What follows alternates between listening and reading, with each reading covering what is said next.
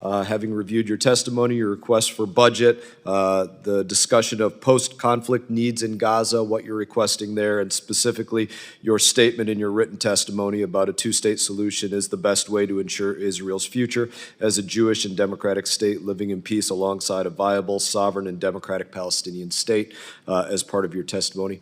It's fair to say you're the chief diplomat for America over the Mideast, the top dog, as they say. That would be a fair categorization of yourself? Yes. Yes, ma'am. And turn your microphone on so everybody can hear you. Very good. So my first question, I've asked this of others before, have you objectively assessed your pursuit of a Palestinian state? So, Congressman, when have I objectively assessed it, meaning are the conditions there right now? They're not right there. Did you objectively, do you just decide, hey, I think there should be a Palestinian state, or did you objectively look at this? Long-standing policy, and it's certainly been the stated policy of this administration. But did you personally, as the top dog over the Middle East, objectively assess whether we should make a state out of a group that currently holds 5 Americans hostage, roughly 5 Americans hostage, killed 35 Americans in the last couple months? Did you objectively assess? So, Congressman, we have no intention of working with Hamas in that endeavor. What we're talking about is something entirely different. I would hope you don't. Yes. So let me ask a question related to that.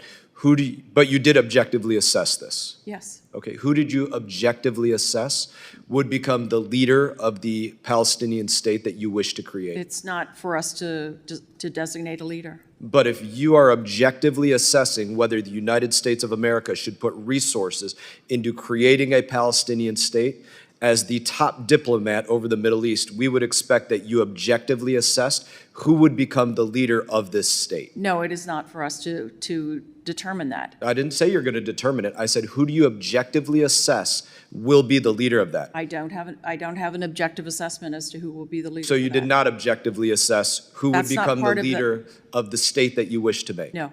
So you don't assess, well, maybe you can do it right now. Would you assess that Hamas would be the leader of that state? Absolutely not. Palestinian Islamic Jihad? Absolutely not. Fatah? Fatah is not the leader of anything right now. I'm asking you if you assess. Fatah is an organization. It's a political organization. Al-Aqsa Martyrs Brigade? No, absolutely. Lion's Den? Any of the FTOs, any of the organizations that we have designated as foreign terrorist organizations are exactly that. That is not what we're talking about. But certainly, as you being our top diplomat in the area, you should be able to understand that we should have every expectation that if you're pursuing creating a Palestinian state, that you would have objectively assessed who you think would be the leader of that. Now, let me ask you something else. Do you objectively assess that if they were made a state today, that they would have to be labeled a state sponsor of terror? Who is the they in that question? A Palestinian state. Were a Palestinian state created prior to October 7, would it be a state sponsor of terror today? It's a theoretical question I can't answer. Would you label them a state sponsor of terror today? A theoretical question. Now you're just acting like people do in D.C. Would you label them a state sponsor? Do they meet the requirements? Well, their government is Hamas. No, if you're talking about Hamas, I've already answered that question. But that is their government. No, but we're not talking about Gaza. We're talking about a Palestinian state, and that's a larger question, and it would be a negotiated process. Who would negotiate that?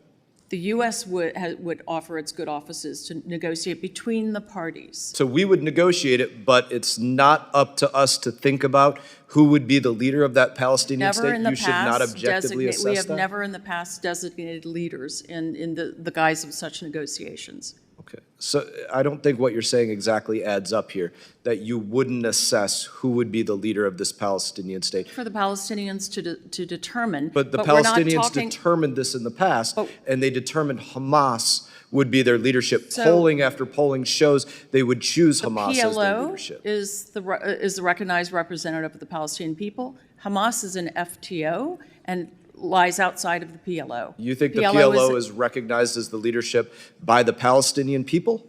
The Palestinian Authority governs. The PLO is the representative. You think that's what the Palestinian people believe? I haven't done polling on this recently. But as the top diplomat over the Middle East, I would expect that you've reviewed this. The PLO is the entity that did the Oslo Agreement with Israel. It appears to me, as my time has expired, I thank you for trying to answer. You have not objectively assessed whether it is wise for America to pursue making a state out of Palestinians, and I suggest you do as the top diplomat over the Middle East. Hey everyone, thank you for watching this video. If you enjoyed the video, please click like and subscribe. I will be back on YouTube with more exclusive content, so stay tuned.